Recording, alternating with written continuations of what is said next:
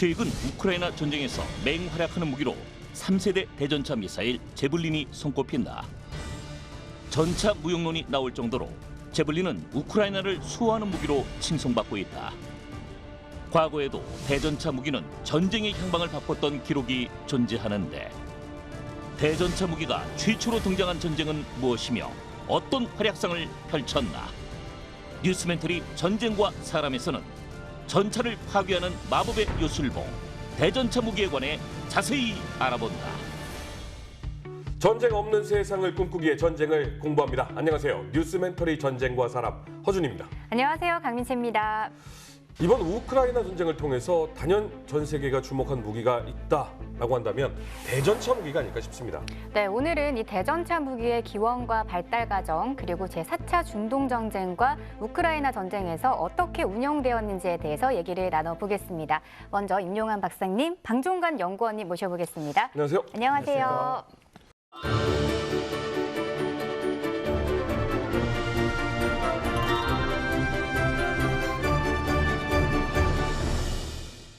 시청자 여러분, 뭔가 좀 달라진 게 있지 않습니까? 네, 여러분들 저희 백이 바뀌었습니다. 시원한데요? 네. 뭔가 저희의 사랑을 잘 받고 있다는 느낌을 좀 표현하기 위해서 마음에 드십니까? 네, 아주 좋습니다. 연구원님, 사실 저희 뒤에는 초록색밖에 안 보이시잖아요. 이제 방송이 다 되셨어요. 네, 이렇게 바뀐 마음으로 좀 큰 집으로 온 것 같네요. 네. 네. 뭔가 산뜻하고 새 집 온 것 같습니다. 좋습니다. 네. 네. 자, 그러면 즐겁게 한번 이야기를 나눠볼 텐데요. 대전차 무기 어떻게 발전을 해봤어요?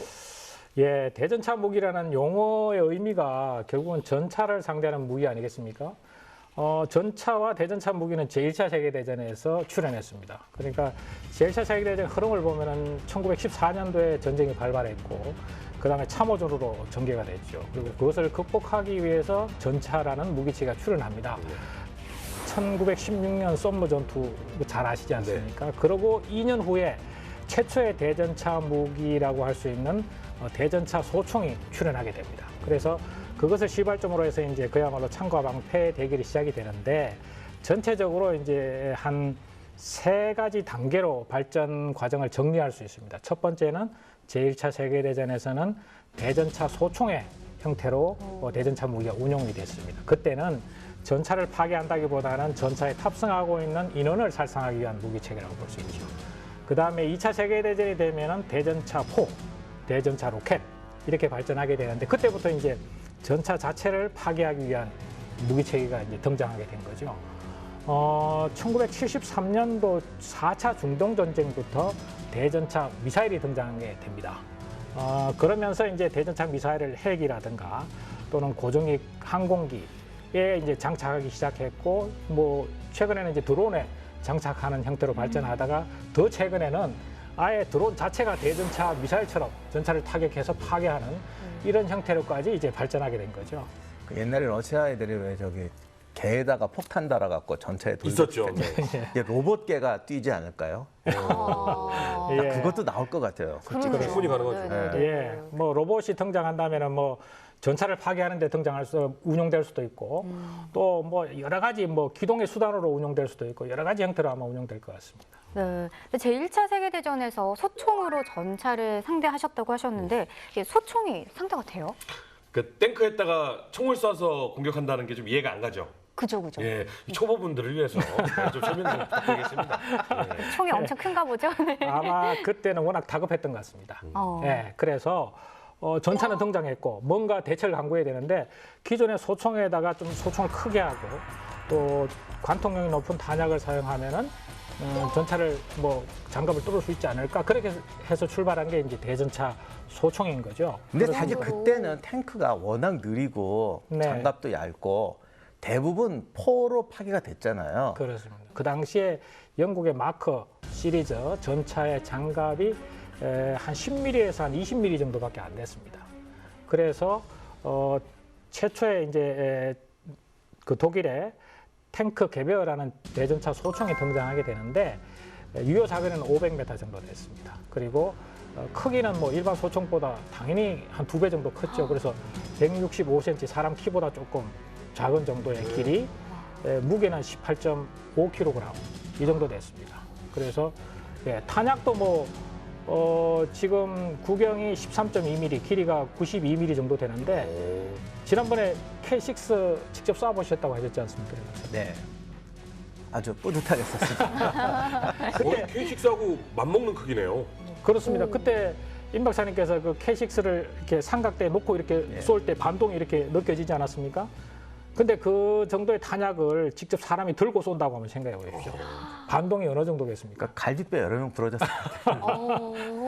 사진에 보시면은 이제 왼쪽에 있는 게 대전차 소총의 탄약이고요. 오른쪽에 있는 게 K6 탄약의 사진입니다. 그래서 구경 굵기를 조금 보면은 대전차 소총 탄약이 조금 더 굵고 0.5mm 정도 굵습니다. 그리고 길이는 7mm 정도. K6 탄약이 더 깁니다. 네, 그래서 그런 특징을 갖고 있다고 보시면 되고요.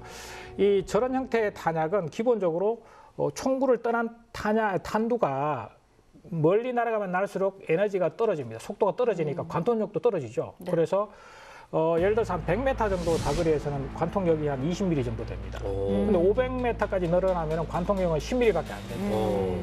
그래서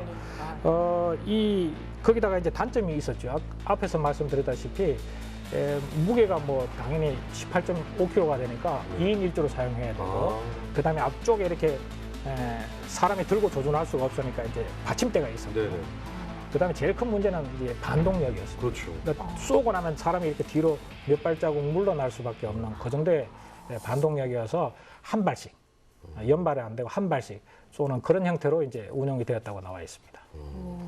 대전차 로켓에 대해서 여러 가지 얘기를 해주셨잖아요. 그럼 너무 종류가 많으니까 아주 유명한 대표적인 대전차 로켓에 대해서 설명을 해주신다면 어떤 거 꼽을 수 있을까요? 그렇죠. 이제 2차 세계대전이 도래하면은 이제 아주 유명한 이제 대전차 무기가 등장하게 되죠. 88mm 독일군 88mm 대공포입니다. 그래서 당시에 이제 미군들 사이에서 병사들 사이에서 유명한 농담이 있었습니다. 걸어가면은 히틀러의 전기톱에 쓸려 죽고 차를 타고 또는 전차를 타고 가다 보면은 88mm 대공포에 맞아 죽는다. 이런 이야기가 나옵니다. 그러니까 히틀러의 전기톱이라 그러면 이제 MG42 기관총이지 않습니까? 원래 88mm 대공포는 이게 이름에도 나와 있다시피 대공 무기로 개발된 무기 체계입니다. 비행기만 주는 거죠. 그렇죠. 네. 그래서 독일은 원래 1차 세계대전과 2차 세계대전 사이에 별도의 그 전차를 파괴할 수 있는 대전차포를 개발했습니다. 37mm, 50mm, 75mm 이런 대전차포가 있었습니다. 네. 그런데 40년 5월에 이제 프랑스를 침공하기 위해서 딱 전쟁을 시작했는데 프랑스의 중전차들이 장갑이 너무 두꺼운 거예요. 이게 효과가 안 나니까 야 그러면 빨리 뭘 방법이 없느냐 찾아봤더니 88mm 대공포를 한번 사용해 보시죠. 그래서 딱 사용했는데 네. 효과가 만점입니다. 왜냐하면 88mm 대공포는 사거리 2km에서요 관통력이 110mm입니다. 그 당시에 이 정도 장갑을 장착한 전차가 없었습니다. 어떤 전차든지 다 파괴할 수 있었던 거죠. 거기다가 이 대공포로 원래 개발되다 보니까 발사 속도도 엄청납니다. 분당 15발에서 20발 쏩니다. 그리고 대공포는 이게 방향을 전환하기 용이하게 해야 되지 않습니까? 네. 360도 돌아가면서 쏘죠. 그리고 아래 위로 밑으로는 3도, 위로는 85도까지 쏩니다. 각도 조절까지. 그러니까 이 독일군들이 야 이게 88mm 대공포가 정말 유용하구나라는 걸 찾았고 그래서 나중에 이 88mm 포를 티거 전차에도 이제 변형해서 활용하게 됩니다. 만능포가 된 거죠. 이 88mm 포가 진짜 유명해졌던 게 1941년에 북아프리카에서 벌어졌던 전투인데 당시 롬멜한테 영국군이 막 이렇게 한번 대망신을 당하니까 이걸 만회해야겠다고 해서 배트렉스 작전이라는 유명한 반격 작전을 펴요. 사실 오늘의 주제가 그거지만 탱커라고 해서 이게 절대 무슨 무적의 장갑으로 6탄으로 밀어붙이는 무기가 아닌데 얘는 아무도 못 깬다 그래서 마틸다라는 중형 전차를 밀어넣었는데 여지없이 격파돼 버린 거예요. 근데 이게 당시에 독일군의 대전차 무기는 공식 대전차 무기는 장군이 아까 말씀하신 그 PAK-36이라는 건데요. 이 36이 개발 연도래요. 36년형 대전차포를 쐈는데 다 튕겨 나오는 거죠. 그런데 88mm 포가 여지없이 격파를 해가지고 이때 마틸다 전차들이 다 주저앉아 버립니다. 이렇게 돼서 작전 실패로 돌아가고 88mm는 정말로 유명한 대포가 되버렸어요. 우리나라 전투에서도 대공포를 예. 그 육군을 향해서 사용했던 그런 그렇습니다. 전력이 있는데 하여튼 급하면 뭐든지 사용하게 되네요. 그렇죠. 근데 원래 대부분 무기가 다른 용도로 개발했는데 네. 여기에 더 좋아갖고 전용되는 경우가 의외로 많아요. 네. 그렇죠. 그런데 이 88mm 같은 경우는 워낙 전설적인 무기가 돼서 네. 이렇게 그 2차 대전 참전 때 이렇게 훈장 받고 이런 거 보면은 사실 더 큰 공 세운 사람도 많은데 88mm를 제가 부셨다 보병들 경우에 그냥 그게 훈장이에요. 제일 뭐 숱하게 공을 세웠어도 저 친구가 88mm를 잡았어. 뭐 이러면 그냥 영웅 막 그 이렇게 정도 받들어 레전드. 주는 거고. 네. 참 정말 우연치 않게 건져가지고 엄청 써먹게 되네요, 독일이. 그럼 대전차 무기가 돋보인 전투가 또 있다면 어떤 게 있을까요? 그렇죠. 1944년도 12월 말에 히틀러의 마지막 공세, 아라메르너 지역에서 마지막 공세가 있었지 네. 않습니까? 그때 그 미군의 101 공정사단이 바스토뉴에서 이제 포위가 되지 않습니까? 그것을 구출하기 위해서 4기갑 사단 1-37대대가 기갑 전차대대가 이제 출동을 하게 되는데 그 당시에 이제 지휘관이 에이브람스 중령이었습니다. 나중에 이제 참모총장까지 되죠. 지금 에이브람스 전차가 전체 그 양반 그렇습니다. 그분의 이름에서 출발한 거죠. 오. 네, 뭐 당시의 패턴도 최고의 그 전차 지휘관이다 이렇게 인정했을 정도였습니다. 에이브람 예, 그렇습니다. 링컨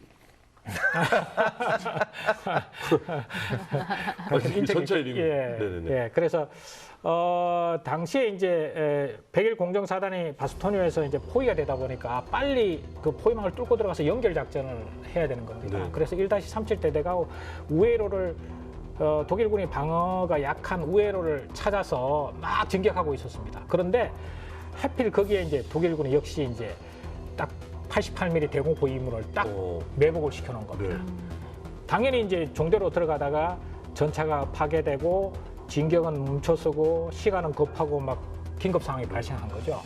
그런데 여기서 이제 전차에 탑승하고 있던 핸드릭스 일병이라는 18살 먹은 핸드릭스 일병이 누가 시키지도 않았는데 전차에서 뛰어내려서 기관 단총을 들고 88mm 대공포 진지로 막 뛰어간 겁니다. 포복으로 막 접근해서 그 88mm 대공포를 운용하는 독일군 병사들을 기관 단총으로 사살하고 그걸 제압한 겁니다. 그래서 다시 우회로가 이제 개통이 돼서 시간 늦지 않게 101 공정사단과 연결할 수 있었다. 당연히 이제 핸드릭스 일병은 유명한 그 명예훈장까지 받은 사례가 있습니다. 왜 그러냐면은 이거 생각해 볼 필요가 있습니다. 방금 말씀하신 대로 모든 무기체계는 완벽하지 않습니다. 88mm 대공포의 단점은 덩치가 너무 크고 무겁다는 겁니다. 그러니까 대공포 포신이 길지 않습니까? 사진에서 보시는 바와 같이 길이가 7.6m입니다. 그 다음에 이 폭이 2.3m, 높이가 2.4m입니다. 그리고 무게가 8톤입니다. 그러니까 일시적으로 매복은 할 수 있으나 한두 번 쏘고 나면 당연히 위치가 그렇죠. 노출되죠. 네. 그 다음에 8톤이나 되니까 이걸 차량으로 옮겨야 되는데 그렇죠.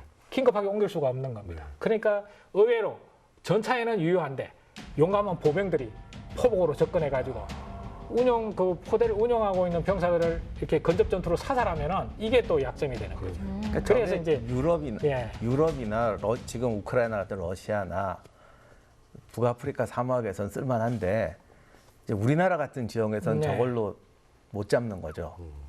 그러니까 이제 뭐 가벼운 게 있어야 되는 거죠. 그러니까 이제 말씀하신 대로 요즘은 대전차 미사일이 등장하면서 사거리가 3km까지 심지어는 4km까지 늘어나지 않습니까? 그 당시에 이제 저게 최대 보통 사거리가 예를 들어 2km. 그 당시로 봐서는 저 정도 사거리와 관통력이 나오는 대전차 무기가 없었던 거죠. 근데 최근에는 이제 대전차 미사일이 등장하면서 그 사거리를 미사일이 보완해서 미사일이 보장해 주니까 저런 대전차 무기가 부피가 큰 대전차 포가 필요가 없는 시대가 된 거죠. 근데 갑자기 생각난 건데 그 저팔계가 들고 다니는 바주카포 있잖아요. 그것도 대전차 무기죠.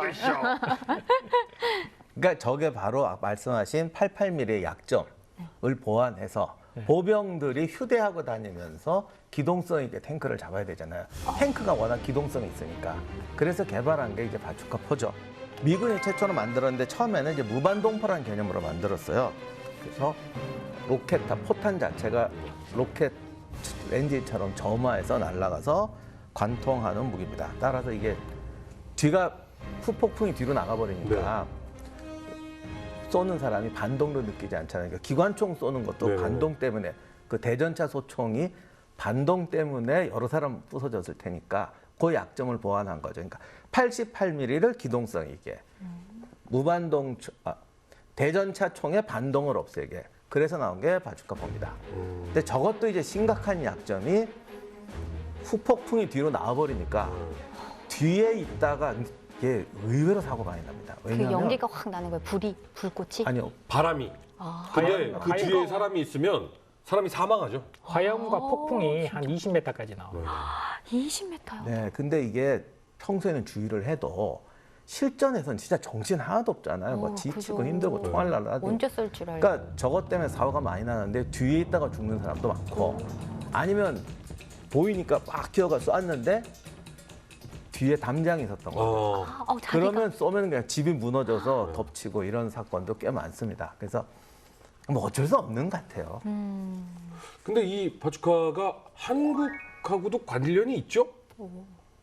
한국 전쟁 때 그 미군이 최초로 투입돼서 싸웠던 그러니까 스미스 부대가 최초로 싸웠던 전투가 오산 전투인데 이때 소련제 T-34 탱크를 몰고 이제 인민군이 돌파를 해버립니다.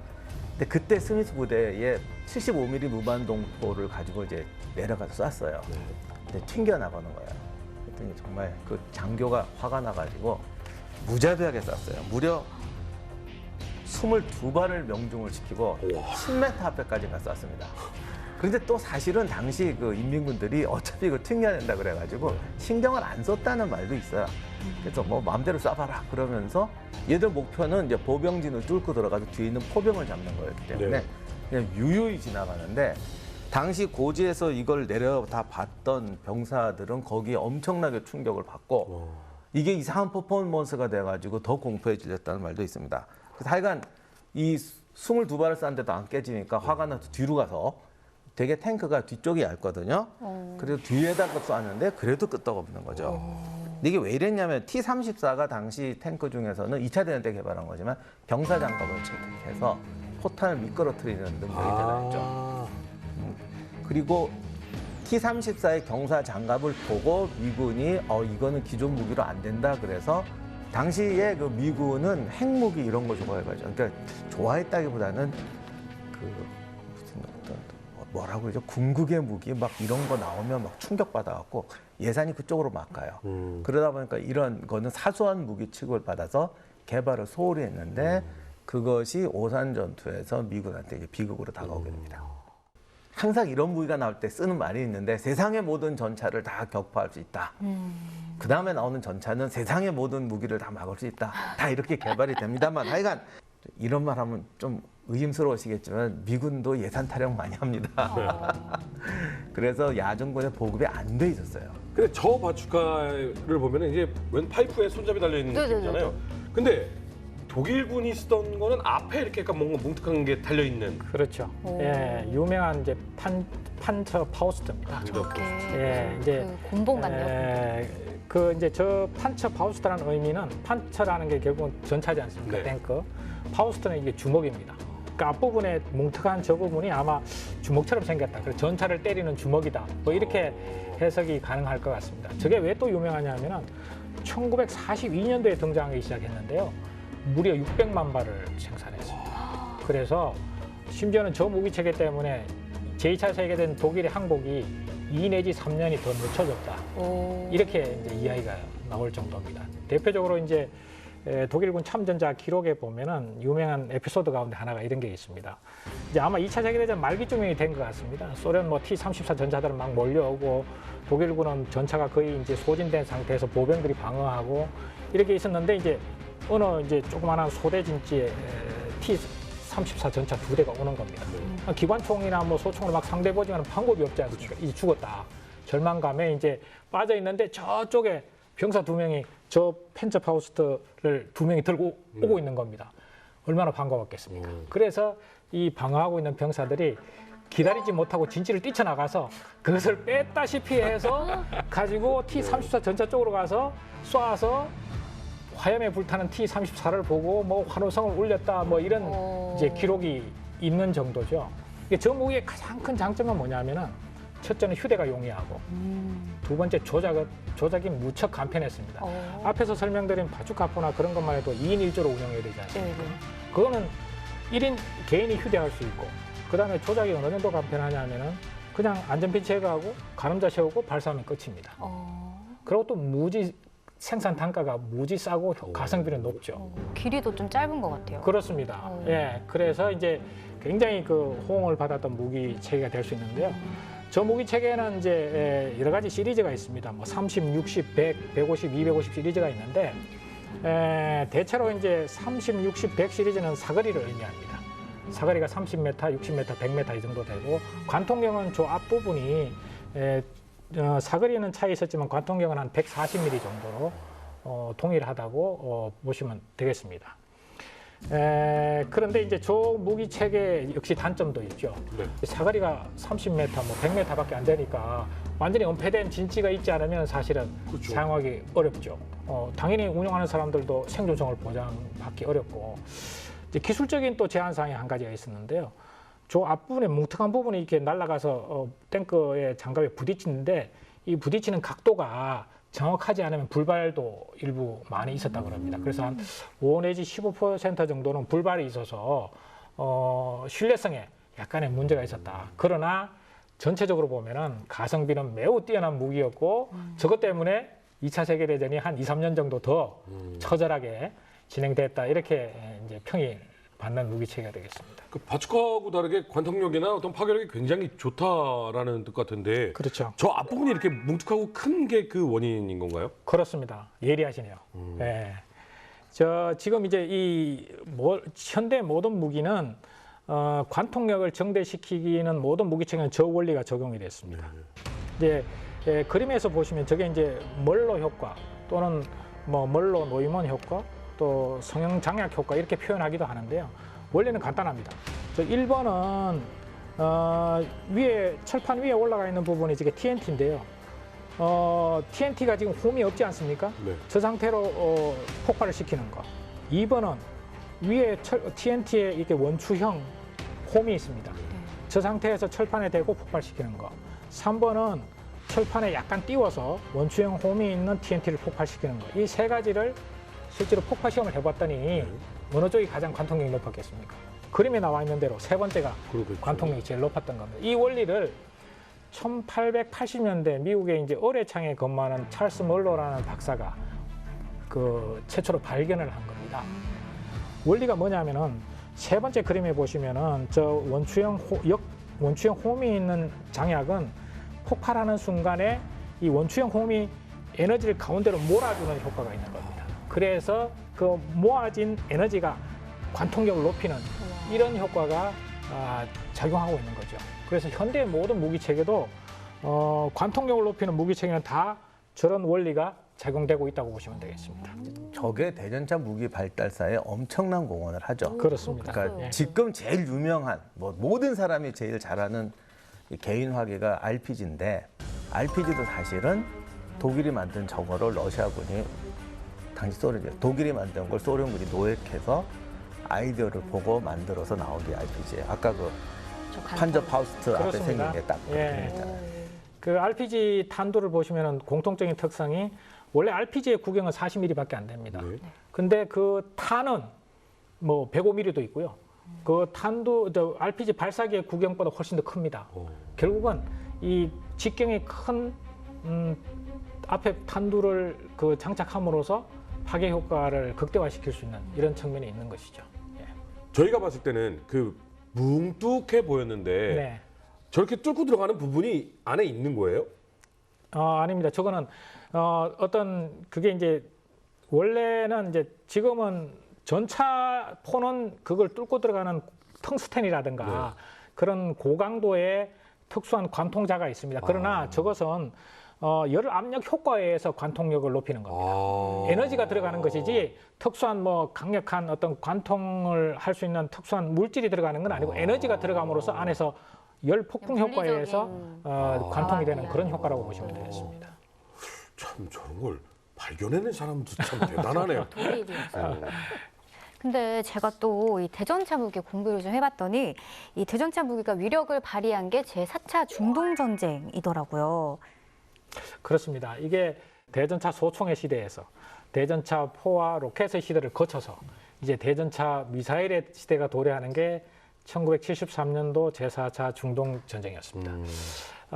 단순히 무기 체계를 그 대전차 무기의 효과를 이제 그 대표적인 사례로 제4차 중동전쟁을 드는데 이 전쟁 상황을 조금 더 종합적으로 볼 필요가 있습니다. 뭐냐면은 제4차 중동전쟁은 1973년도 10월 6일부터 10월 25일까지 있었습니다. 나세르 이집트 당시의 대통령이 이제 물러나고 갑작스러운 이제 사망하고 그 후에 등장한 사람이 사다트 대통령이었습니다. 1970년대에 등장했죠. 그래서 3년 동안에 이집트군을 혁신을 합니다. 그래서 어떻게 혁신을 하느냐 하면은 전쟁 계획을 전면적으로 바꿉니다. 그러니까 나세르 시대까지의 전쟁 계획은 뭐냐 하면은 이스라엘을 멸망시키거나 적어도 3차 중동전쟁 때 우리가 빼앗긴 시나이 반도 전체를 회복하겠다. 이게 이제 목표였습니다. 그런데 사다트 대통령의 생각에는 그거는 너무나 비현실적인 거죠. 그래서 시나이 반도를 전체를 회복하는 건 전혀 불가능하다. 따라서 시나이 반도의 일부를 군사작전으로 회복하고 그 다음에 협상을 통해서 나중에 돌려받는 그 방법이 더 현실적이다. 이렇게 이제 최종 그 목표를 수정을 합니다. 그리고 그것을 구현하기 위해서 군사작전 계획도 바꿉니다. 그러니까 수에즈 운하가 있었고 그 수에즈 운하 서척에 이집트군, 동척에 이스라엘군이 포진하고 있었는데 원래 이집트의 작전 계획은 전면적으로 계속 시나이 반도 전체를 공격하는 것이었다면은 사다트 대통령이 발전시킨 작전 계획은 한 10km만 진출하는 겁니다. 수에즈 운하를 건너서. 그런 다음에 방어를 하는 거죠. 방어 태세로 딱 전환하는 겁니다. 그럼 이스라엘은 어떻게 됩니까? 그 피탈된 지역을 회복하기 위해서 공격해 들어오겠죠. 그 공격해 들어오는 것을 방어로 경멸하겠다. 이게 작전 개념이었습니다. 그렇게 필요한 게 뭐겠습니까? 당연히 대전차입니다. 그래서 소련으로부터 당시에 AT-3, 새거 대량으로 들어오고 RPG-7, 1961년도에 개발되는데 그것도 대량으로 들어옵니다. 그리고 그 대전차 무기를 운용하는 부대들이 방어를 받아야 되지 않습니까? 그래서 이 지대공 미사일을 또 대량으로 들어오게 됩니다. 당시에 들어온 게 이제 SA-6 지대공 미사일인데 이 사거리가 한 20km에서 한 40km 정도 됩니다. 그러면 수에즈 운하를 보고 10km 정도 진출하면은 운하를 건너가지 않고 이집트 쪽에 지대공 미사일을 배치해도 방어가 가능하지 않습니까? 그리고 그 운하 근처에는 이제 23mm 장갑차에 탑재한 대공포 이런 것을 대규모로 배치합니다. 그래서 공군기가 이스라엘 공군기가 들어오는 것을 이제 막겠다는 거죠. 실제로 정확하게 이집트의 의도대로 이스라엘이 공격을 합니다. 그래서 1973년 10월 6일 오후 2시에 수에즈 운하를 거쳐서 10km의 교두보를 그날 저녁까지 확보를 합니다. 교두보를 구축한 다음에 예상했던 대로 이스라엘이 보병을 대동하지 않고 기갑부대만 역습을 실시하게 됩니다. 그 과정에서 3일 동안 이스라엘 전차 400대가 깨집니다. 그리고 그 기갑부대를 지원하기 위해서 전투기를 출격을 시켰는데 전투기도 70대가 격추가 됩니다. 예전의 이집트가 아니네요. 그렇습니다. 그래서 이스라엘 지도부가 완전히 국가 지도부가 공황 상태가 발생해서 당시에 핵무기까지 운영할 준비를 해야 된다. 뭐 이런 일화까지 등장하는 시대가 있었습니다. 그럼 이때 당시에 대전차 미사일은 어떻게 운용을 했길래 그 유명한 이스라엘 기갑 부대를 깨부신 건가요? 그러니까 사실 이게 대전차 무기의 최대 성공 사례죠. 그렇습니다. 근데 어떻게 보면 모든 무기의 최대 성공 사례는 초창기에 나옵니다. 탱크의 최전성기도 대전차 무기가 개발하기 전이었는데 지금 보면 대단한 무기는 아니었는데 아무튼 최초였고 장군님 말씀하신 대로 무기 특성에 맞게 전략을 잘 세웠기 때문에 대성공을 거두게 되죠. 근데 이게 세계 최초의 대전차 유도 미사일은 소련이 아니라 프랑스가 또 개발했어요. 또 무기 보면요. 먼저 개발한 사람 따로 있고 그걸 잘 써먹는 사람 따로 있고 주워서 더 좋은 거 만드는 사람 따로 있고 뭐 그렇습니다. 그래서 1950년대 프랑스가 개발한 게 SS-10이었어요. 그리고 이스라엘도 이걸 수입해서 가지고 있었고 뭐 사실은 정보도 다 알고 있었고 근데 이제 우습게 본 거죠. 아이고 저거 뭐 이렇게 해서 들어갔는데 거기에 대해서 이제 엄청나게 이게 당하게 되죠. 당시 새 거는 사거리가 0.5에서 3km 정도, 관통력은 400mm, 비행 속도는 초속 115m.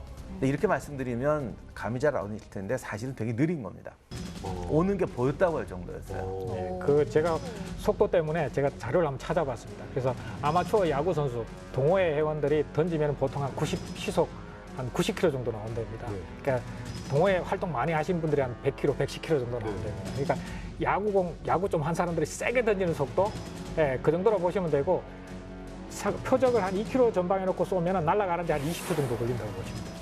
위에 전차장이 나와 있다가 요즘 말로 그냥 악 이렇게 소리 내면 무조건 틀어버리는 거예요. 예. 이게 궤도를 이렇게 털면서 지그재그로 기동하면 먼지가 나지 않습니까? 먼지가 나는데 20초 동안 계속 조준을 해야 됩니다. 그 당시에 미사일은. 아, 그래요? 쏘고 나서 그냥 조준을 풀어버려도 되는 게 아니라 쏘고 나서 계속 20초 동안 조준해야 되는데 먼지가 일어나면 조준이 안 되지 않습니까? 예. 초창기에는 뭐 정말 거의 이스라엘군이 전멸한다 싶을 정도로 엄청나게 당합니다. 그래서 이게 초창기 무기였기 때문에 좀 재밌어가지고 유선 유도 방식이었거든요. 이렇게 탁 쏘면은 이렇게 회전하면서 날아가는데 그렇습니다. 그거를 이제 잠만경 같은 거로 이제 숨어서 보면서 손으로 계속. 조이스틱으로 이렇게 조절하는. 요즘은 조이스틱 쓰나요, 게임할 때? 쓰죠. 그래서 이게 종류마다 다르긴 하죠. 그거 잘하는 나 같은 사람은 안 되고 그거 잘하는 사람이 이제 그런 데 가면 정밀하게 이렇게. 오. 근데 대전차 미사일하면요. 네. 사실은 빼놓을 수 없는 게 알라의 요술봉이잖아요. 네, 그렇습니다. 예. 못 들어봤어요? 알라의 요술봉. 중동에서 그렇게 많이 쓰인다는. 이게 가성비가 좋아서죠? 그렇습니다. 뭐 유명한 뭐 RPG-7이죠. 예, 1961년도 이제 소련에서 개발한 무기 체계고요. 저기에 관련된 일화 하나가 있습니다. 제가 자이툰 파병을 2004년도에 갔는데요. 그 당시에 중동 지역은 이게 무기가 통제가 안 됐습니다. 그래서 시장에 가면 저런 것들이 막 좌판에 쫙 깔려 있었어요. 아, 저게요? 네, 저게요. 진짜요? 네, 시장에 가면은 그거 저기 뭡니까 이게 오이 뭐 이렇게 배추 팔듯이 그게 그냥 진열대 깔려 있는 겁니다. 저게 조립식이잖아요. 그 분해해서 이렇게 포탄 따로. 그래서 저 무기 체계가 시장에 가면은 한 $100 주면 샀습니다. 우와. 그 다음에 저게 사용하는 저 앞부분에 이제 탄약이 있지 않습니까? 네. 제가 한 20에서 $50 주면 삽니다.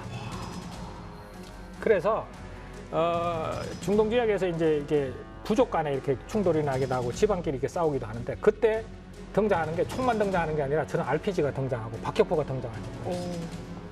그래서 그 당시에 미군들이 이제 돈을 주고 저걸 이제 회수하는 이제 제도를 시행했는데 AK-47 소총 같은 경우는 꽤 많이 회수가 됐는데 저거는 끝까지 회수가 안 됐다 그럽니다. 그만큼 가성비가 뛰어난 거죠. 네, 그래서 저 무기 체계는 이제 유효 사거리 측면에서 보면은 이동 표적은 한 300m, 고정 표적은 한 600m 전차를 타격할 수 있는 정도의 능력을 갖고 있습니다. 그리고 관통력은 초기 버전은 260mm에서 한 300mm 정도 됐습니다. 그런데 이 260mm에서 300mm 정도가 M48 4차 중동전쟁 과정에서 이스라엘이 운영했던 전차가 M48 전차인데 M48 전차의 취약 부분을 맞아야 관통이 됐습니다. 그러니까 뭐 궤도라든가 호미 엔진이라든가 이런 걸 맞아야 사실은 관통이 됐고 전면 강화된 앞쪽에 이제 그 장갑이 강한 부분은 이제 사실 부수적인 피해 정도만 있었을 정도였습니다. 그래서 4차 중동전쟁이 끝나게 되면 이제 저 관통력을 높이기 위해서 새롭게 이제 성능 개량이 진행되죠. 그래서 1988년도 정도가 되면은 관통력이 최대 750mm까지 나오는 RPG 계열이 나오게 됩니다. 750mm면 뭐 3세대 전차까지도 사실은 위험한 상황이 되는 거죠. 네. 그럼 이제 전차는 완전 쓸모없게 되는 거예요? 사실은 이제 이 4차 중동전쟁의 과정에서 보면은 대전차 무기의 효과를 보면서 이집트군에 또 과오를 짚지 않을 수가 없습니다. 이집트군이 이제 1973년 10월 14일이 되면은 갑자기 공세로 전환하게 됩니다. 그 전에 방어하면서 이스라엘 전차를 많이 깼지 않습니까? 네, 하겠다고 그랬잖아요. 그렇죠. 원래 작전 계획은 공세가 아니었습니다. 그런데 갑자기 10월 14일 날 공세로 전환합니다. 왜 그러냐면 시리아 때문에. 시리아가 골란 고원에서 이제 전투에서 패하게 됩니다. 그래서 골란 고원을 넘어서 이스라엘군이 이제 시리아의 수도 다마스쿠스 쪽으로 막 진격해 들어갑니다. 그러니까 이집트 입장에서 시리아 입장에서는 다급해진 겁니다. 야, 이집트 너희들 방어만 해서 있을 상황이 아니다. 공격해서 들어와야 우리가 시리아 쪽으로 이스라엘군의 공격이 완화되거나 이스라엘군의 공격을 멈출 수 있지 않냐. 그래서 정치적으로 압력을 가합니다. 그래서 이집트가 10월 14일 날 약 전차 장갑차 한 2,000대를 동원해서 공세로 전환했는데 역시 사다트 대통령의 판단이 맞았던 거죠. 완전히 박살났습니다. 이집트 2개 기갑사단이 그야말로 표현하면 녹아내렸다라고 표현할 정도로. 그러니까 그 실패한 이유는 여러 가지가 있습니다. 기본적으로 이제 이 대전차 무기라는 것이 이제 사실은 방어에는 굉장히 효과적이나 공격 작전에는 효과가 떨어질 수밖에 없고, 그 다음에 이제 10km 교두보, 그러니까 수해저우나 동첩 10km 정도의 폭이 10km 정도 되는 교두보를 벗어나니까 이 SA-6 대공 무기의 의무를 못 받는 거죠. 그러니까 이스라엘 공군기들이 타격할 수 있는 여건이 되는 거죠. 그리고 당시에 이집트군의 그 훈련 수준이나 이런 것들이 이제 공격 작전은 원래 분권화 작전을 해야 되지 않습니까? 그런 준비가 안 돼 있는 거죠. 그 틈을 이스라엘군이 파고들어서 경멸하고 틈을 찾아서 수에즈 운하를 다시 역으로 도하합니다. 그래서 이집트의 수도 카이로를 위협하니까 결국은 이제 휴전이 성립됐고, 아이러니한 것은 그럼에도 불구하고 이집트는 목적을 달성했습니다. 어떻게요? 왜 그런지 아십니까? 이집트가 초기에 3일 동안 이스라엘군 전차 400대와 전투기 70대를 떨어뜨리지 않습니까? 네. 그래서 이스라엘도 생각한 겁니다. 야, 이집트도 군사적으로 이제는 옛날처럼 그야말로 만만한 상대가 아닐 수 있다. 그래서 정치적 협상을 하는 거죠. 그래서 정치적 협상을 통해서 시나이 반도를 돌려봤습니다. 그리고 평화협정이 체결되는 거죠. 가지고 있으면 또 전쟁이 일어날 수 그렇습니다. 있습니다. 예, 그래서 이제 협상이 성립이 되는 거죠. 예, 그래서 결국은 뭐 사다트 대통령의 목적은 달성이 됐고, 초기에 그 대전차 무기를 효과적으로 활용함으로써 초기에 군사적 성과가 있었고, 그것이 정치적 목적 달성까지도 연결됐다. 이렇게 볼 수 있습니다. 사다트는 이게 다 내 덕이야. 근데 그게 되게 진짜 중요한 요인이 있긴 있어요. 왜냐하면 이집트군이 소련이나 다른 나라에서 첨단 무기를 사오는 건 알고 있었고, 그 RPG나 새 것도 다 알고 있었어요. 근데 이스라엘이 이걸 우습게 봤던 데는 이집트 병사나 군대의 능력으로는 저걸 제대로 못 쓸 거라고 생각했던 거예요. 그러니까 모든 무기는 우리가 사실 이 주제, 최근에 그 우크라이나 전쟁에서 탱크 무용론이 나오고 하는 것도 가만히 보면은 많은 경우에 무기를 성능이나 상대성만 갖고 비교하는 경우가 많은데, 모든 무기는 사람이 사용하는 것이고, 그 무기의 성능은 무기 자체의 스펙이 아니라 사람이 어떤 전술을 짜고 어떻게 운용하느냐에 굉장히 중요합니다. 모든 무기는 그 능력과 전술하고 맞춰야 됩니다. 그래서 어떤 무기가 좋으냐보다 어떤 무기를 얼마나 적절하게 잘 사용하고 자신의 입장에 맞느냐가 중요한 것이죠. 그렇죠. 예. 그래서 이스라엘도 결국은 이제 이집트군의 대전차 무기를 극복하는 방법도 기본으로 돌아가는 겁니다. 방금 임 박사님께서 말씀하신 대로 기본으로 돌아가서 결국은 극복한 겁니다. 그럼 기본을 안 지킨 건 뭐냐? 이스라엘이 원래 기본적으로 기갑부대들은 항상 기계와 보병을 대동하고 같이 재병 협동 작전을 수행하게 되는데, 이게 3차 중동 전쟁에 너무나 자신감이 넘쳤고 이집트군은 뭐 별거 아니다 이런 생각에서 전차 단독으로 돌격한 것이 사실은 기본을 지키지 않은 거죠. 그래서 기본으로 돌아가서 기갑 보병을 대동하고 기갑 보병들이 미리 선점하기도 하고, 또 이제 박격포라든가 기관총 이런 걸로 해서 대전차 무기가 숨어 있는 지역 같은 예상되는 지점 같은 경우는 사격도 해서 미리 위력 수색도 하고, 이런 식으로 해서 이제 극복해 나가는 이제 그런 과정이 있게 되는 거죠. 사실 그것도 이스라엘이 큰 실수였는데 내부에서 그 얘기가 계속 나왔어요. 안 했겠어요. 이거 보병하고 같이 가야 된다. 네. 그랬더니 야, 그러니까 정상적으로 할 땐 그게 맞는데 쟤들하고 싸울 땐 그럴 필요 없어. 네. 막 이런 식으로까지 갔던 거죠. 그렇습니다. 이전의 전투에서는 그냥 이스라엘이 공격하자마자 그냥 탱크 버리고 다 도망가 버렸으니까. 네, 그래서 사실 그것도 뭐 여러 가지가 있는데, 아무튼 이집트군이 어떻게 했냐면 원래 밤에 특수부대를 투입을 시켜가지고 이스라엘군이 올 길에 매복을 시켜놨었어요. 그러니까 오는 중간에 뭐 미사일 RPG가 날라와서 격파하고 이런 일이 막 벌어졌는데, 이 부대가 100명, 500명 단위로 움직였기 때문에 사실 보병이 같이 갔으면 큰일 나는 거였거든. 보병이 같이 갔으면 진짜 문제 없는 거였거든요. 근데 탱크끼리 가니까 그렇게 엄청난 피해를 입었던 거죠.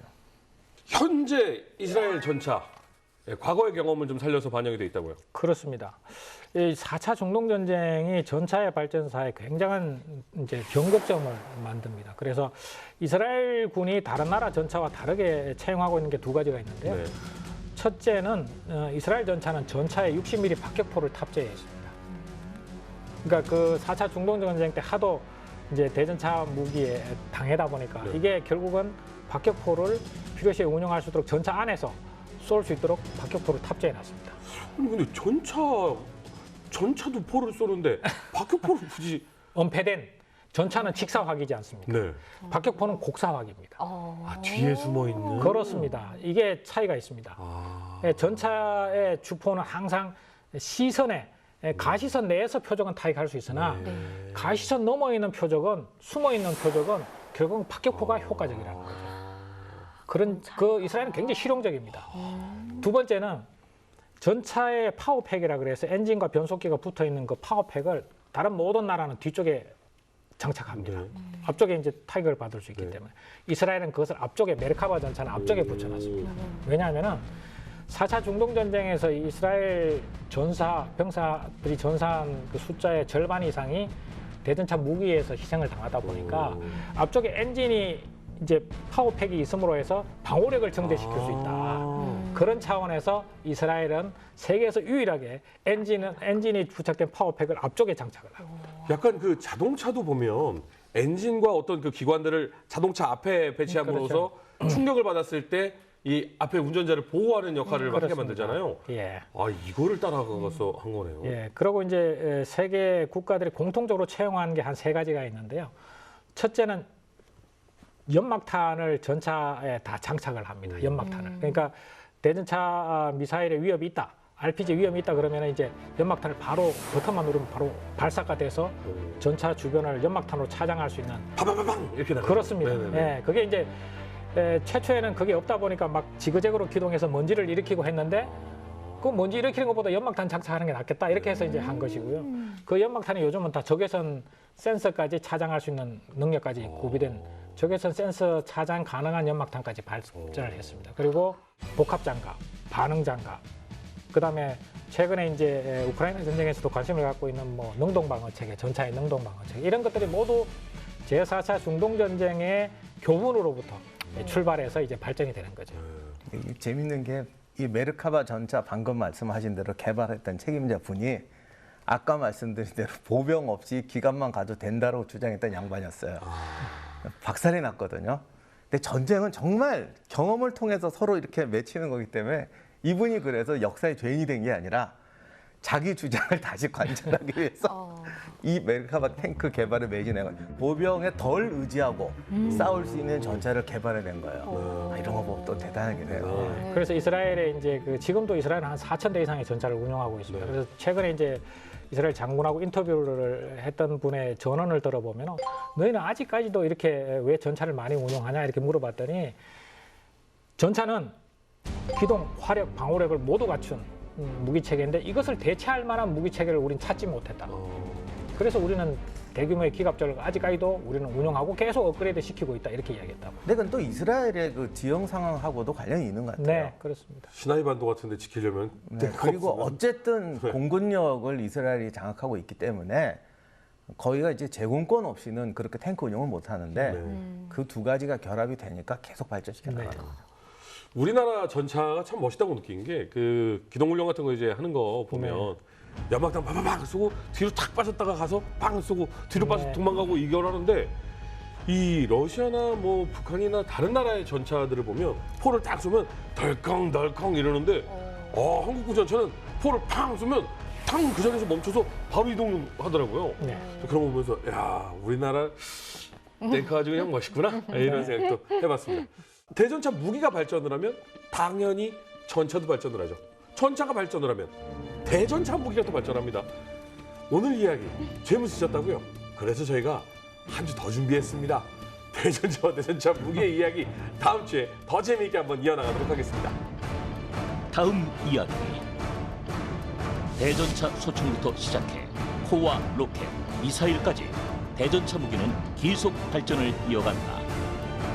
2세대를 거쳐 최근 맹활약하는 제블린까지 대전차 무기는 현대 전쟁의 주역이 되었다.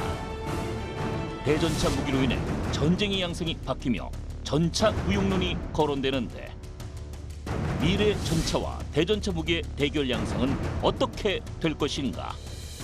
전차를 파괴하는 마법의 요술봉 대전차 무기 2부 많은 시청 바랍니다.